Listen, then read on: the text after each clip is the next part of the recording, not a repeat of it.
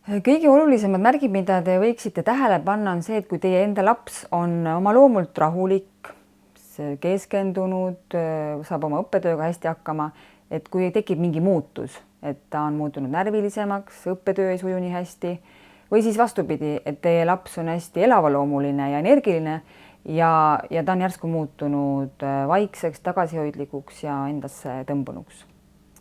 Kui me räägime näiteks lapse huvialade või spordi kontekstis, siis võib laps näiteks keelduda minemast trenni. Ta ütleb, et ta ei taha minna enam laulutundi, ta ei taha enam minna klaveritundi. See on üks märk, mille puhul tuleb kindlasti reageerida, et mis seal taga on. Et vahel me vanematena võime liiga kergekäeliselt mõelda, et laps on laisk või on ta lihtsalt väsinud, aga alati, kui laps hakkab enda huviala suhtes vastumeelsust näitama, et uurige, mis selle taga on. Lapsed võivad karta minna trenni või oma huvialatundi, sest nendega juba on midagi juhtunud või on nad kuulnud teise lapse käest, et nendega on midagi juhtunud. Samuti võib näiteks spordikeskkonnas tekkida hoopis selline olukord, et lapse sportlikud saavutused hoopis muutuvad järsku väga heaks. Sport on üks viis, millega laps hakkab ennast justkui ravima. Ta paneb kogu oma energia sellesse, et olla selles väga tugev, väga hea, see on justkui põgenemise viis. Nii et tegelikult, kui te märkate, et lapse sooritused siis spordis või ka mõnes muus huvialas muutuvad järsku väga heaks, et siis ka selle taga võib tegelikult olla hoopis mingi ebameeldiv kogemus. Seksuaalsele väärkohtlemisele viitavad muidugi ka füüsilised muutused kehal. Näiteks kui on kasutatud jõudu, võib olla märgata sinikaid või vigastusi või marrastusi kehal, aga kindlasti on üks kindel koht on suguelundid. Kui lapse suguelundite või ka tagumiku piirkonnas on midagi, mis on ebatavaline, siis tuleb kindlasti selle puhul reageerida. Ja see alati ei pruugi tähendada, et laps on seksuaalselt väärkoheldud, aga kindlasti võiks pöörduda kas või perearsti juurde, et kindlaks teha, et millest on see muutus tekkinud, kas on siis mingi vigastus, kas on mingi põletik, sest võib juhtuda, et laps võib ka iseennast vigastada oma normaalse seksuaalse arengu ja enda keha uurimise käigus, aga ka see vajab tervishoiu sekkumist, et teha kindlaks, et teie lapsega on kõik korras.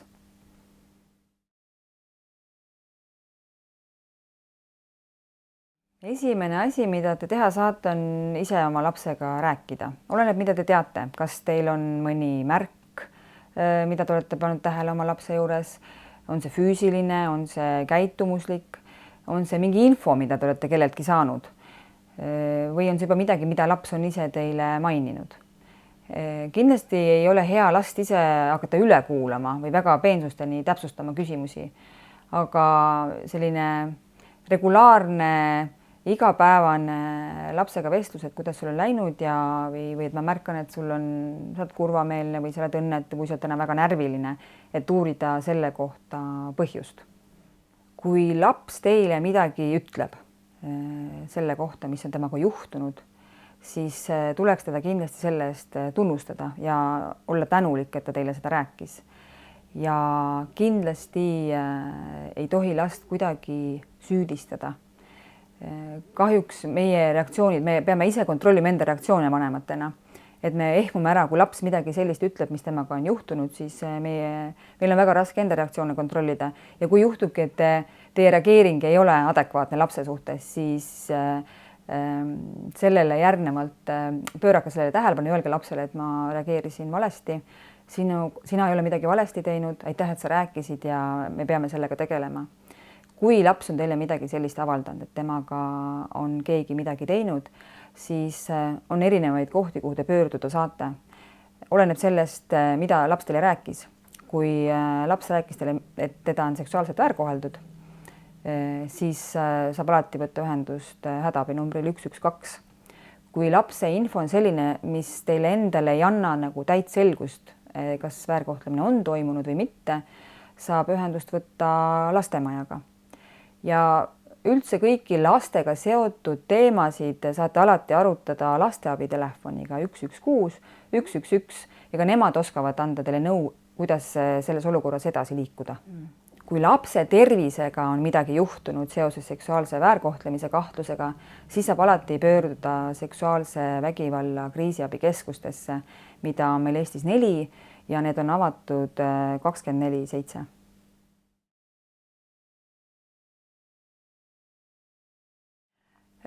Lapsevanemana sellistes olukordades ei ole mingit kahtlust, teie töö on uskuda last.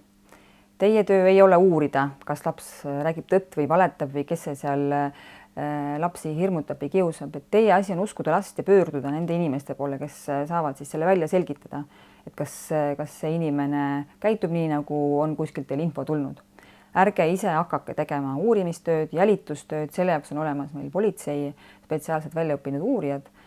Teie asi on uskuda last ja võtta ühendust inimestega, kes teid aidata saavad. Tihti võib niimoodi olla, et lapse normaalne seksuaalne areng on midagi, mis meid võib hirmutada. Kui 5-aastane oma peenise võtab püksist välja ja teistele seda näitab, siis on vanema asi sellele reageerida, selgitada, kuidas peaks sellistel juhtul käituma, millised on kehapiirid ja kus sellist asja teha võib, kus mitte. Kui 10-aastane võtab oma peenise välja ja tahab seda näidata, siis on see murekoht. Ehk siis hästi oluline on olla teadlik lapse ea ja arengu kohasest seksuaalkäitumisest. Neid näiteid on tegelikult erinevaid, mida ütleme ühiskond või kultuur peab normaalseks. Eesti on osa Euroopast ja Euroopas on suhteliselt ühtlased arusaamised, milline on kohatu ja milline on kohane seksuaalkäitumine. Õnneks on olemas ka toetavad abimaterjalid.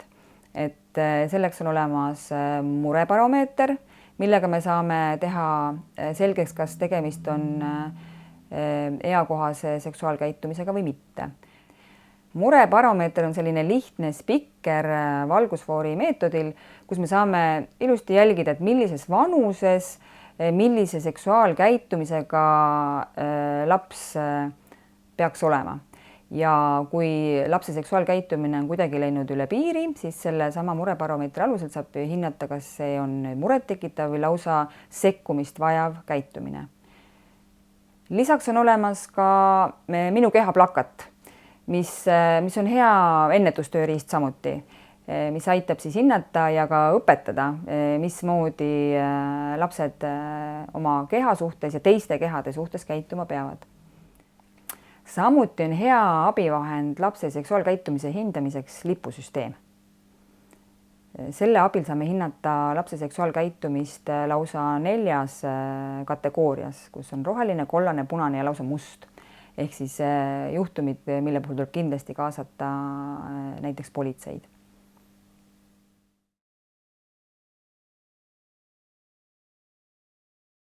Ma tahaks öelda, et iga vanem saab väga palju ära teha selleks, et tema last seksuaalselt ei väärkoheldaks või ta ei satuks sellistesse olukordadesse, kus see võib juhtuda.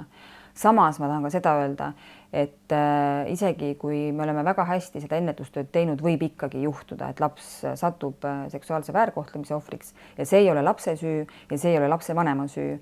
See on selle inimese süü, kes seda last väärkohtleb. Mida lapsevanem ise teha saab, on võimalikult varakult hakata tegelema lapse seksuaalkasvatusega. Üks hea näide on see, et kui teie laps hakkab käima potil, ehk siis tegelikult, kui laps sünnib seksuaalsena, ta sünnib juba seksuaalsena, on teil võimalik ka alates sünnist seda seksuaalkasvatust lapsele anda. Ja hea näide on see sama pissipoti näide, mis ma juba mainisin, et kui laps on potil oma tegemised ära teinud ja on vaja hakata pühkima tema peput, siis teie küsite selle jaoks luba. Ehk siis läbi sellise väikese teo annab lapsevanem lapsele sellise informatsiooni, et võim on lapse käes ka tema enda ema või isa osas või vanaema osas, kes peab luba küsima tema pepu pühkimiseks.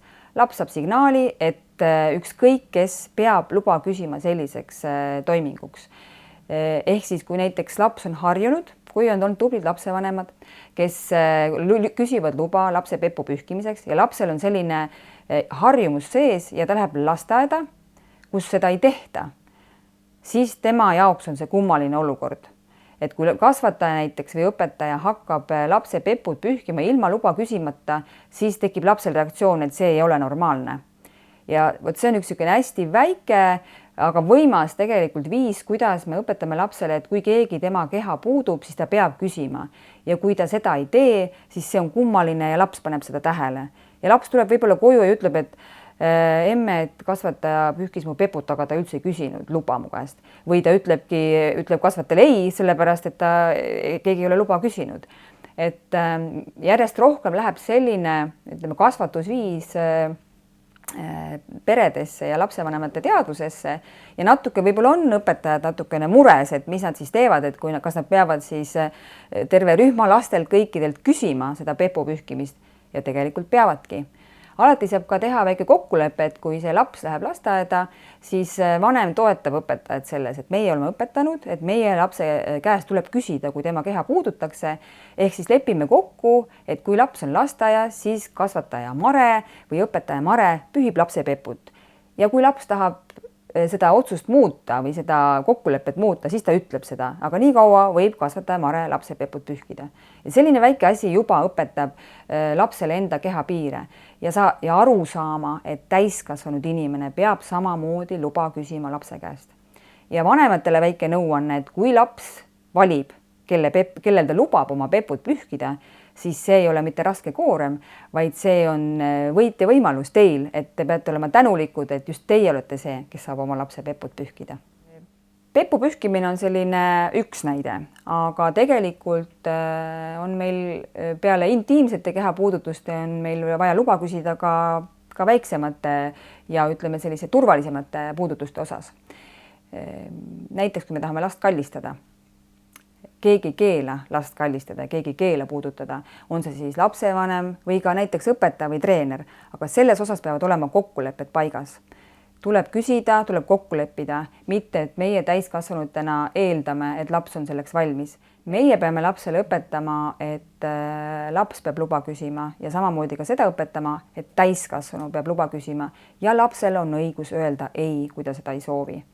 Kahjuks me nii vanematena, vanavanematena, tädidena ja teiste inimestena, kes me väikeste lastega kokku puutume, sest nad on nii armsad ka ja me luba küsimata läheme puutuma lapse keha, kas siis läbi kallistuse või pai tegemise või patsutamise. Selles osas tuleb küsida luba ja see annab samamoodi kinnitust lapsele, et temal on selles osas õigus. Kindlasti on oluline füüsiline lähedus oma lapsega. Laps peab saama tundma seda füüsilist lähedust, mida vanem soovib anda või mida laps soovib ise saada. Aga oluline on just rääkida nendest piiridest ja sellest, kes ja kus ja millal seda üldse teha võib. Väga oluline on meeles pidada, et seksuaalkasvatus oma lapsele või lapsega koos, sest et te ise kasvate ka läbi selle kasvatuse, ei ole ühekordne vestlus. Seda ei pea muidugi iga päev rääkima ja heietama, aga see võiks olla regulaarne. Kui me soovime, et meie laps käituks turvaliselt tänaval, autos, kui ta soovib hakata alkoholi tarbima, siis me näeme päris palju vaeva selleks, et talle selgeks teha, millised võivad olla selle olukorra tagajärjed, kui sa sõidad kiivrita. Me kogu aeg tuletame lapsele meelde, pane kiiver pähe, kui sa lähed rattaga sõitma. Ja samamoodi saab ka rääkida seksuaalsusest. Seda peab muidugi hästi arvestama, kui vana on teie laps, millise arenguga on teie laps. 3-aastasele te ei räägi samamoodi nagu 5-aastasele või 15-aastasele. Et hoidke ennast ise kursis, millises vanuses lapsega millest parasjagu rääkima peab. Hea on juhinduda lapsest endast. Lapsed on uudishimulikud, küsivad, kasutage seda võimalust ära. Kui laps küsib teilt midagi, millele te vastata ei oska, siis see on hea võimalus öelda lapsele, et aitäh suurepärase küsimuse eest. Ma uurin täpselt välja, mida sa teada tahad ja me räägime sellest kokkulepitud ajal. Siis saate te endale aega, et ette valmistada selliseks oluliseks vestluseks. Kasutage alati ära seda võimalust, kui lapsed teilt midagi küsivad. Kasutades erinevaid abimaterjale, nagu näiteks Minu keha plakat või näiteks Lastemaja õpetab miniklipid lapse seksuaalsest arengust, annab see teile suurepärased tööriistad, et kuidas oma lastega nendel teemadel rääkida. Üks olulisemaid asju lapse seksuaalse väärkohtlemise ennetustöös on suhe lapse ja lapsevanema vahel. Ükskõik, mis teemad lapsel elus ette tulevad, kui tal on hea ja lähedane suhe oma lapse vanemaga, emaga, isaga või teise inimesega, kes teda kasvatab, siis ta tuleb küsima seksuaalsuse kohta, seksuaalse väärkohtlemise ennetuse kohta ja ta tuleb ka siis teie juurde, kui midagi kahtlast on juhtunud. Kas keegi on ettepaneku talle teinud, kas keegi juba on teda ka siis puudutanud, astunud esimesi samme seksuaalse väärkohtlemise osas või isegi juba midagi teinud. Et oluline on see, et kui teil on hea turvaline suhe oma lapsega, siis ta julgeb teie poole pöörduda.